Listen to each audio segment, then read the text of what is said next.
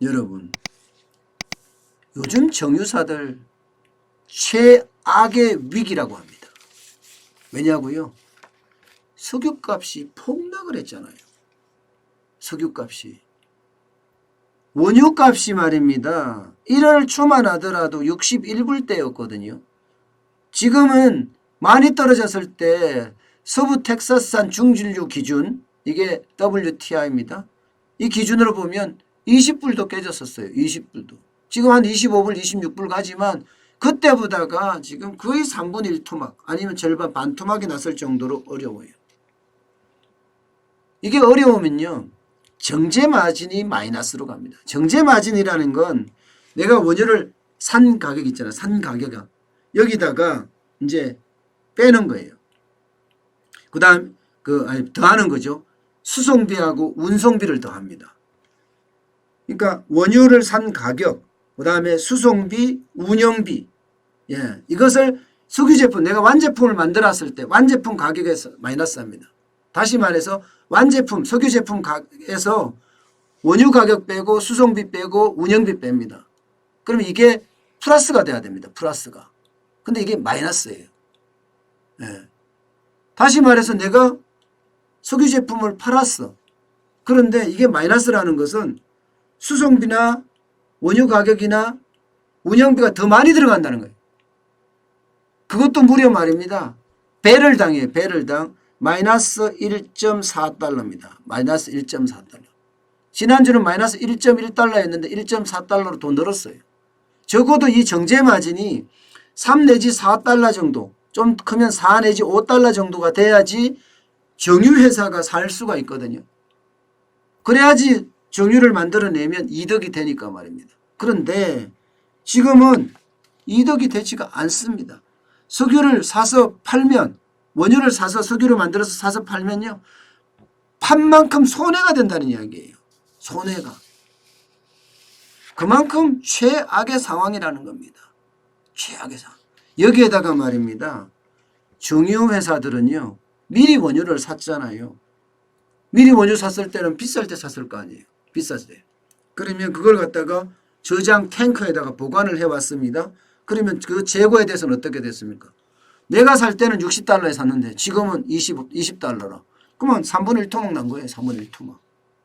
그러니까 재고평가 손실액도 대규모로 떠안을 수밖에 없고요. 그렇게 되니까 정유사 4사, 우리나라의 정유사 4사 이러면 SK이노베이션, 현대오일뱅크, GS칼텍스, S오일 이렇죠. 정유사 4사 영업 손실이 2조 원을 넘어섰습니다. 2분기에는 더 커질 거라는 예상도 하고 있어요. 2분기에는. 그러니까 정유사들이 비상경영체제에 들어갔거든요. 비상경영체제에 들어가도 이 정유사는요, 공장을 멈출 수가 없어요. 공장을 멈추면 다시 가동을 하는데 워낙 많은 돈이 들기 때문에 공장을 그냥 가긴 가야 돼요. 결국은 가동률을 낮추는 수밖에 없는데 SK이노베이션 같은 경우는 가동률을 85%로 낮췄고요. 현대오일뱅크도 90% 뭐 이 정도 낮추고 그냥 억지로라도 끌고 가야 돼. 근데 문제는 앞으로예요. 전망이 안 밝아. 쌍용차 전망보다는 밝은데 쌍용차 전망은 개판이죠, 솔직히. 그런데 거기보다는 밝습니다. 그렇지만 좋지는 않아요. 왜? 중국이 이 석유 제품을 증산하기 시작했어요. 증산. 다시 말해서 더 많이 생산하겠다 이거예요. 적어도 이달부터죠. 이달부터 정제 처리량을 10% 늘리겠다 이렇게 선언을 했습니다. 아마 거기도 쉽지 않겠죠. 그동안 뭐 유가 때문에 쉽지 않았잖아요. 그죠? 게다가 코로나19 때문에 장난이 아니었습니다. 이렇게 되면요, 여러분, 석유 제품이 더 많이 정제돼서 나오잖아요. 이게 2차 피해가 와요. 중국 입장에서는 그렇게 큰 뭐 싸게 사서 싸게 정제 처리해서 전 세계 시장에 싸게 판다. 중국 입장에서는 굉장히 좋은 호재거리인데 대한민국에는 이게 굉장히 악재거리입니다. 왜냐하면 저가에 또 팔 거니까. 안 그래도 석유 제품에 대한 수요가 적어도 15%, 많게는 20%까지 떨어질 거라고 예상을 하고 있거든요. 그런 예상하는 상태에서 얘들이 계속 생산해서 낸다고 하면 공급은 더 많아지고, 그죠? 수요는 떨어지는데 가격은 폭락하죠. 그렇게 될 수밖에 없습니다. 그러니까 우리 정유 회사들 지금 위험하다, 최악의 위기다 이런 말이 나오는 것도 그래서 지금 나오고 있습니다. 중국 입장에서는요, 지금 10% 늘릴 수밖에 없습니다.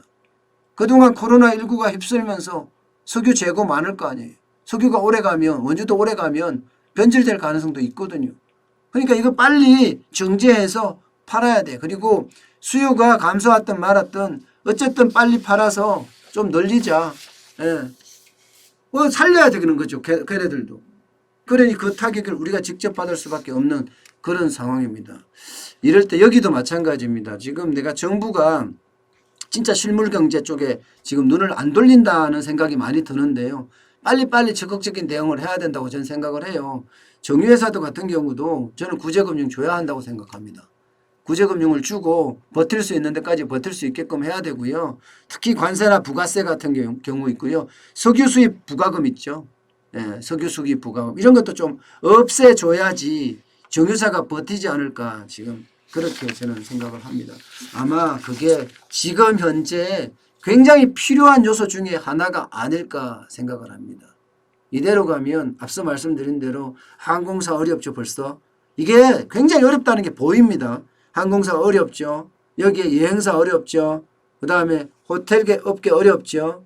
네, 면세점도 만만치 않습니다. 면세점도. 뭐 대기업들이 주로 하니까 괜찮은 데는 괜찮다고 하지만 이게 쉽지가 않아요. 그 다음에 이제 정유사까지 어려워지고 있어요. 정유사까지.